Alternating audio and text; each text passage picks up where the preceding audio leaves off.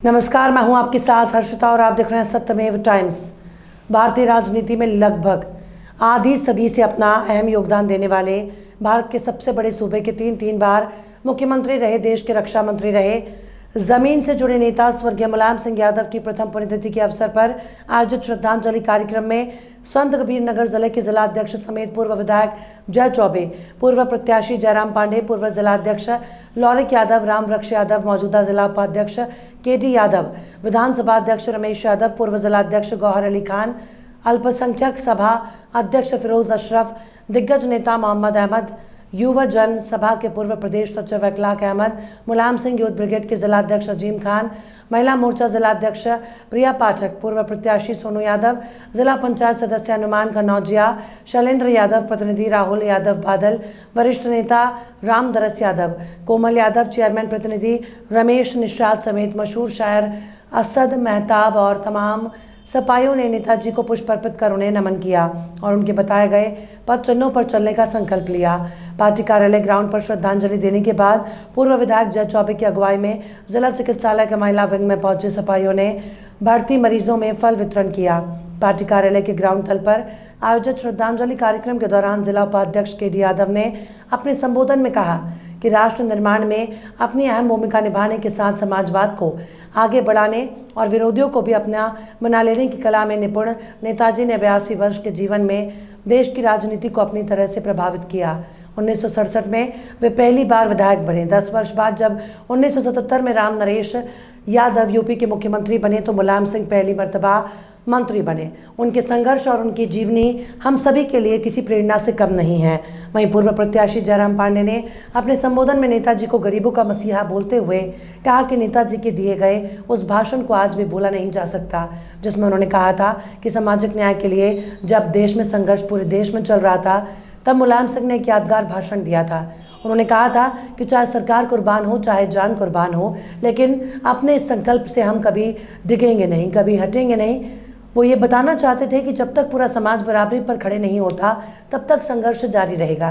वहीं पूर्व विधायक और सपा के एकमात्र लड़ाकू नेता के रूप में जिले में पहचान बनाने वाले पूर्व विधायक जय चौबे ने क्रांतिकारी नेता सुभाष चंद्र बोस से नेताजी की तुलना करते हुए कहा कि आज पूरे देश में दो लोगों को ही नेताजी कहा जाता है, जिसमें पहला नाम सुभाष जी का तो दूसरा नाम हमारे संरक्षक स्वर्गीय मुलायम सिंह जी का आता है, जिन्होंने पिछड़ों और समाज के अंतिम पायदान पर खड़े लोगों के लिए अनवरत संघर्ष किया। शिक्षक बनने के बाद राजनीति के क्षेत्र में आए हमारे नेताजी ने कभी सुभाष चंद्र बोस की तर्ज पर एक नारा देकर जनता से एक वोट एक नोट के एवज में यूपी में सरकार बनाई। नेताजी ने सदैव समाज कल्याण के लिए कार्य किए। उनके मुख्य मंत्रित्व काल में जहां प्रदेश का चौमुखी विकास हुआ, वहीं उनके रक्षा मंत्री रहने के दौरान पाकिस्तान और चीन इसलिए डरे सहमे रहते थे कि कहीं नेताजी कोई कड़ा फैसला ना ले लें। देश में जिन्होंने सर्वश्रेष्ठ दिशा में राष्ट्रवाद, समाजवाद, हिंदुत्ववाद के रूप में आजीवन संघर्ष किया, गरीब, छोटे, पीड़ित, वंचित और सर्व समाज के उत्थान के लिए संविधान रचना के प्रमुख डॉक्टर भीमराव अंबेडकर जी ने जो संविधान में व्यवस्था दी थी, उस व्यवस्था के तहत नेताजी को हमें जानना है, पढ़ना है और नेताजी के संघर्षों को अगर आप 1989 तक देखेंगे तो आपको लगेगा कि नेताजी गरीबों, कमजोरों, दलितों, किसानों, मजदूरों को सत्ता में भागीदारी दिलाने के लिए अनवरत संघर्षरत रहे। और 1990 के बाद जब देश में सांप्रदायिकता का वर्चस्व बढ़ा और 1990 के बाद के नेताजी को अगर आप देखेंगे तो मैं ये दावे के साथ कह सकता हूं करते हुए मैं उन्हें सशक्त नमन करती हूँ। हमारे महिलाओं को समाज में बराबरी का दर्जा अगर किसी ने दिया है तो माननीय नेताजी ने दिया है। महिलाओं को सबके साथ कंधे से कंधा मिलाकर चलना सिखाया है तो आदरणीय नेताजी ने सिखाया है। इसलिए उनके सिद्धांतों पे चलते हुए, उनकी बातों को याद करते हुए हमारी सच्ची श्रद्धांजलि होगी 2024। अगर हम माननीय अखिलेश यादव जी के हाथों को मजबूत करेंगे वही हमारी श्रद्धांजलि होगी। लिखने का काम किया ऐ संत कबीर नगर के लोगों, जब नेताजी की अंतिम यात्रा निकल रही थी तो नेताजी ने इतिहास लिखने का काम किया।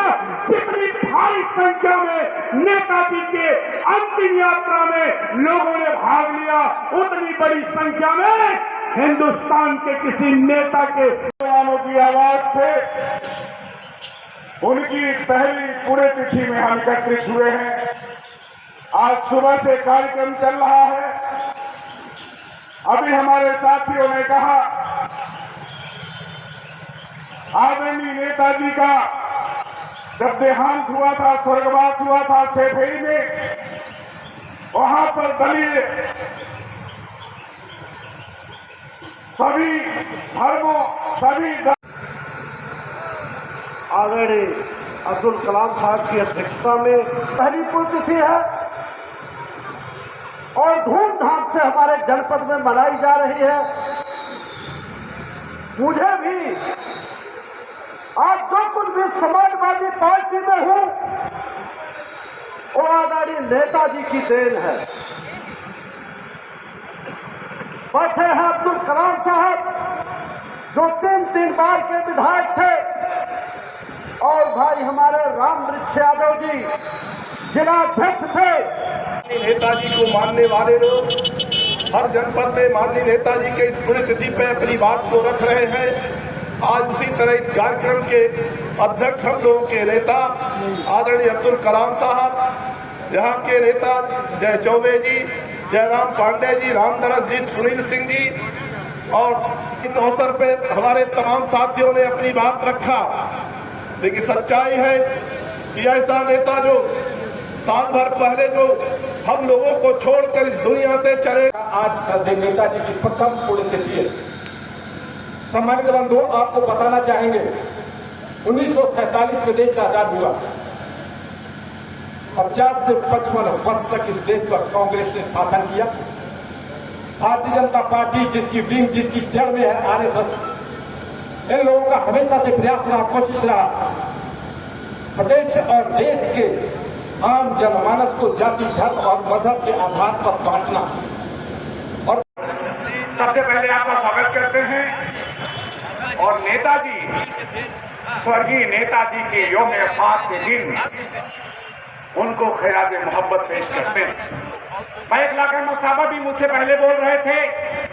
उन्होंने कहा कि हिंदुस्तान की धरती पर मुस्लिम समाज को किसी ने सबसे ज्यादा इज्जत दिया तो नेताजी थे।